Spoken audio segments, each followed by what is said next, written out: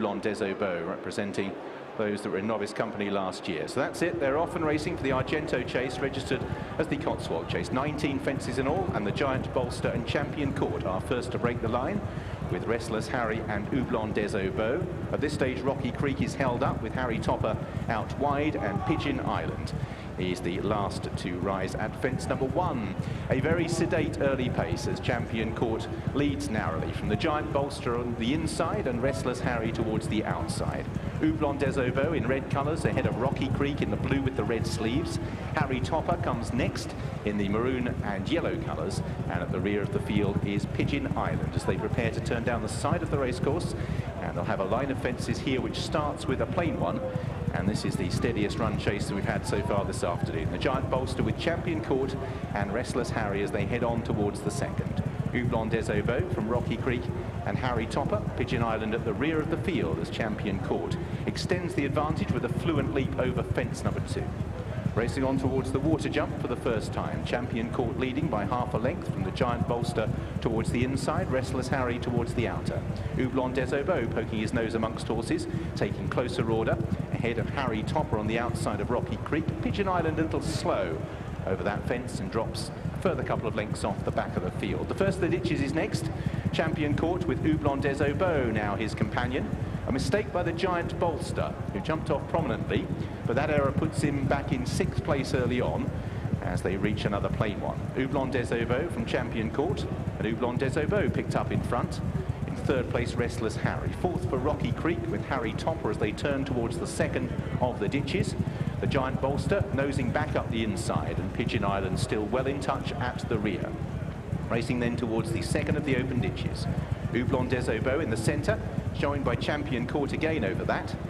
Harry Topper just a little slower than most of the rivals as they head on towards the fence at the top of the hill. Houblon des Obeaux, Champion Court and Restless Harry, pursued by the Giant Bolster.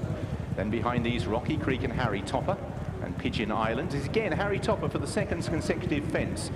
Didn't make an error, but was just a little hesitant and cautious, and drops back to 6th place. But at this stage, with no great pace, these errors aren't costing too much, other than the odd half length or so, as the field remain tightly grouped as they run downhill and reach the next fence. Houblon des Obeaux rises with Champion Court. The field again take it.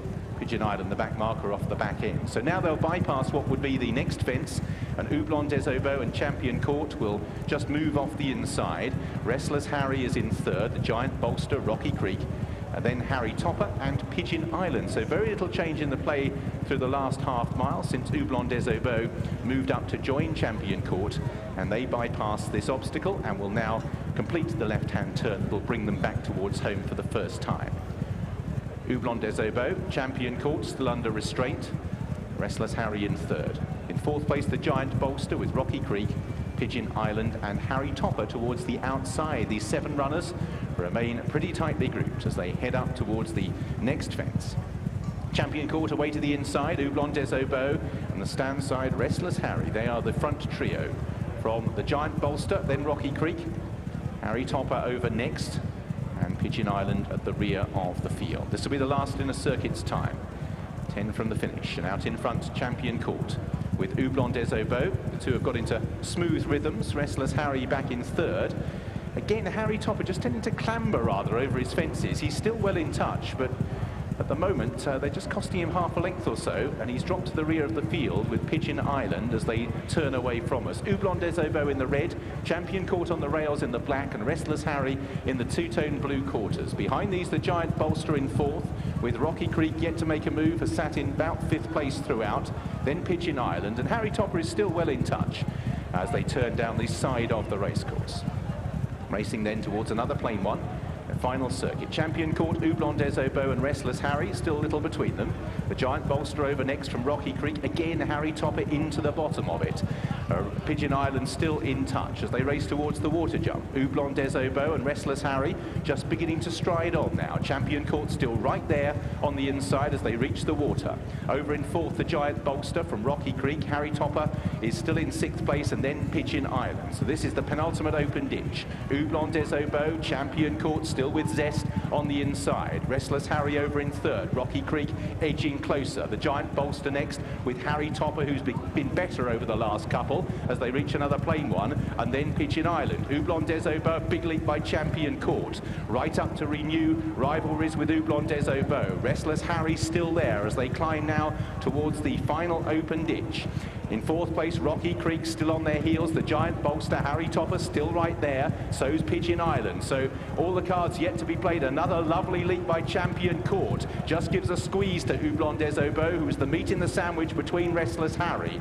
Now towards the outside, Harry Topper is beginning to try and close with the giant Bolster and Rocky Creek. Pigeon Island not that far away, last of the 7. Again, Harry Topper was the one that lost out amongst the principals. So racing downhill to what is now 3 from the finish. And the Argento Chase very much up for grabs, with 6 of them covered by only a couple of lengths, and 4 lengths back to Pigeon Island. Running down then towards the 3rd last, Champion Court over in front. From in 2nd, Restless Harry. Houblon des Aubats pushed along in 3rd. Rocky Creek makes ground. Towards the outer is Harry Topper. The giant Bolster is in 6th place, still in touch with a couple of lengths to find. And then Pigeon Island. They skirt round what would usually be 3 from the finish. Champion Court with Restless Harry. Houblon des Aubats trying to rejoin the action on the outside. Then behind these, Rocky Creek. Harry Topper still there on the outer. Then the giant Bolster and Pigeon Island turning for home. And this is wide open. Champion Court leads. Restless Harry, Houblon des Aubats. Round the outside, Harry Topper, Rocky Creek and the giant Bolster. Houblon des Aubats is driven to the lead, 2 out.